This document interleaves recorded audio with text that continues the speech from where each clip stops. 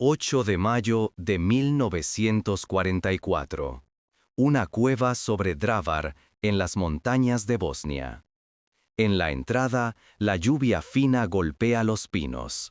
Dentro, sobre una mesa improvisada, descansan mapas cubiertos de anotaciones, colillas de cigarro y mensajes cifrados recién descifrados.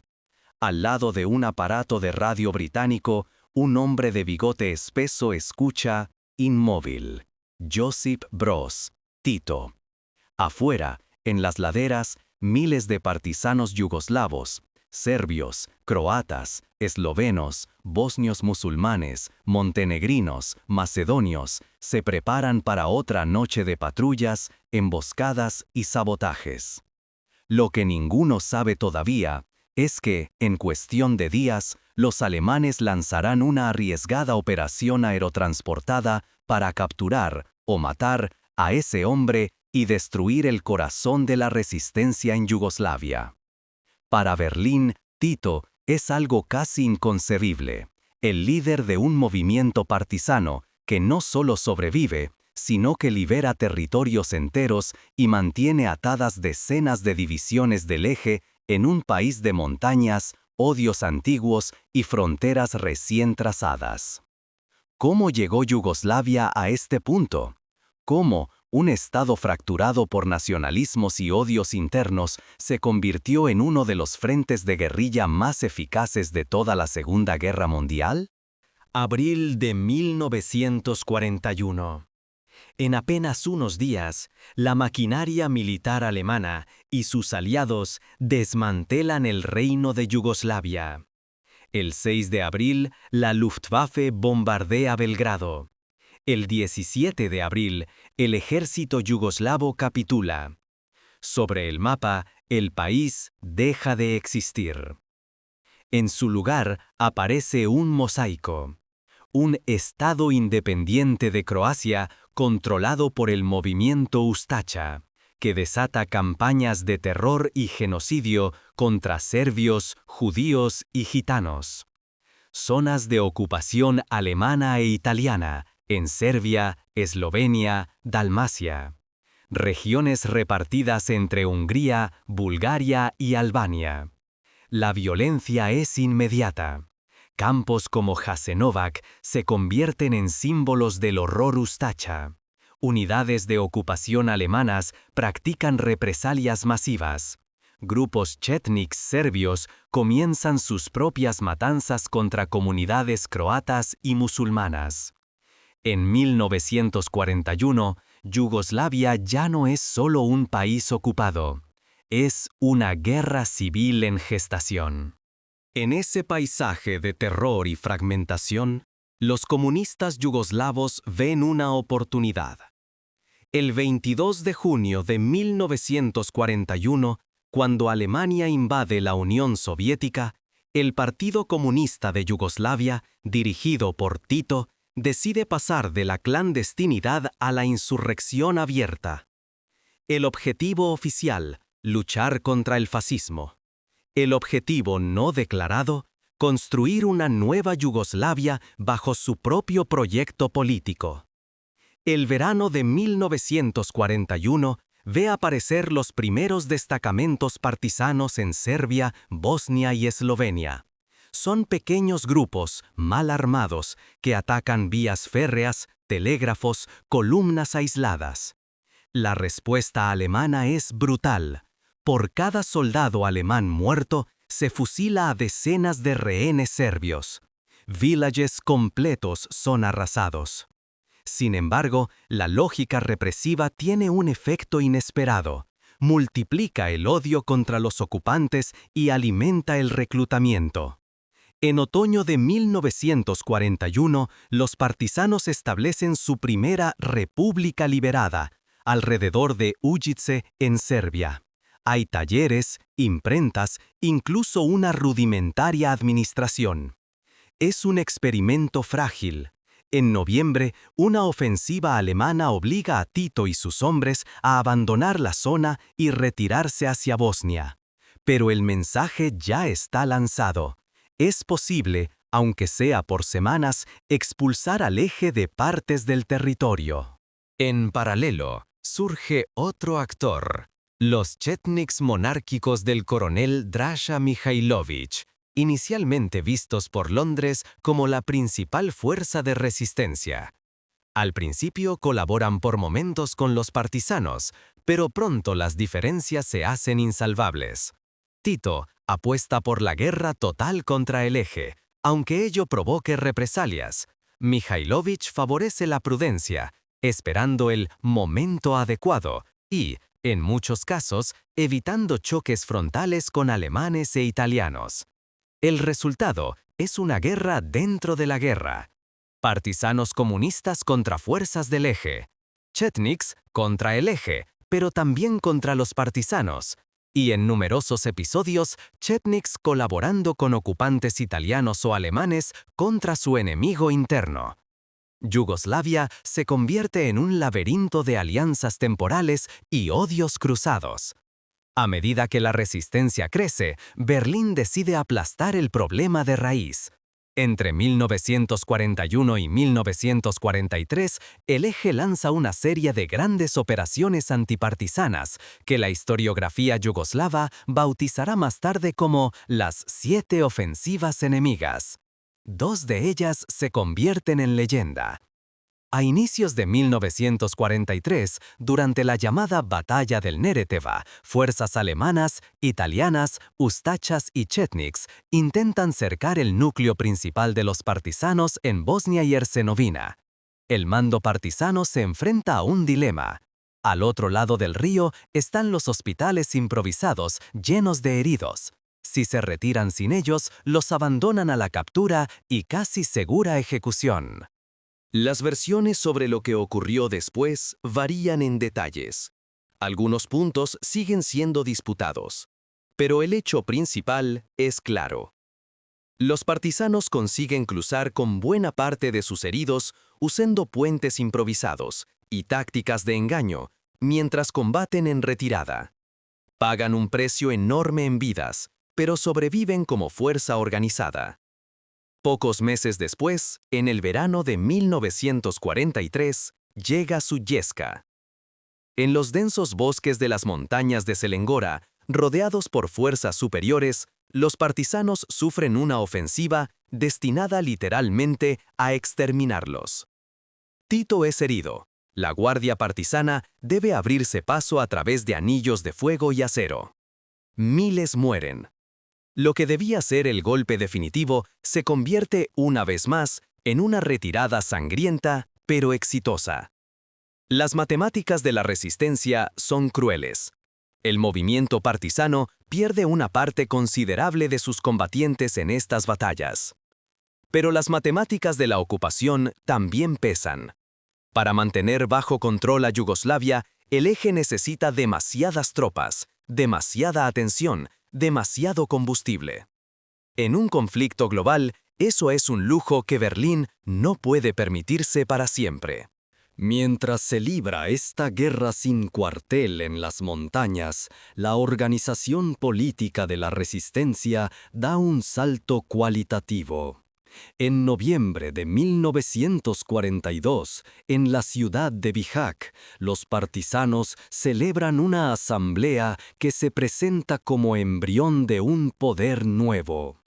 Un año después, en noviembre de 1943, en Haize, el llamado Ave Noi, Consejo Antifascista de Liberación Nacional de Yugoslavia, va más lejos.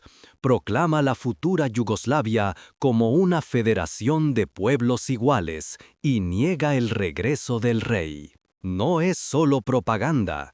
En las llamadas repúblicas partisanas hay escuelas, tribunales, periódicos, se reparten tierras, se emiten decretos. En plena guerra, Tito y sus aliados intentan construir ya el orden del día después. Desde Londres y El Cairo, los británicos observan con atención. Durante los primeros años, la ayuda aliada se dirige sobre todo a los chetniks monárquicos. La imagen de guerrilla comunista genera desconfianza. Pero los informes de inteligencia, los desciframientos de radio y los contratos de bombardeo demuestran una realidad incómoda. Quienes matan más alemanes, vuelan más trenes y obligan a movilizar más divisiones no son los monárquicos, sino los partisanos. En 1943, tras múltiples misiones de enlace, incluyendo la del británico Fitzroy MacLean, Londres toma una decisión estratégica. El apoyo principal irá a Tito. A partir de entonces, la resistencia yugoslava recibe armas, equipos de radio, médicos, instructores y cobertura aérea. Las operaciones de sabotaje se coordinan con bombardeos aliados. Las montañas de Bosnia se llenan de contenedores lanzados en paracaídas. 25 de mayo de 1944. Mientras en Londres se ultiman los preparativos para el desembarco de Normandía, la Wehrmacht lanza su propia operación arriesgada en los Balcanes, Wesselsprung, el salto del caballo. El objetivo, decapitar al movimiento partisano con un golpe directo sobre su cuartel general en Drvar.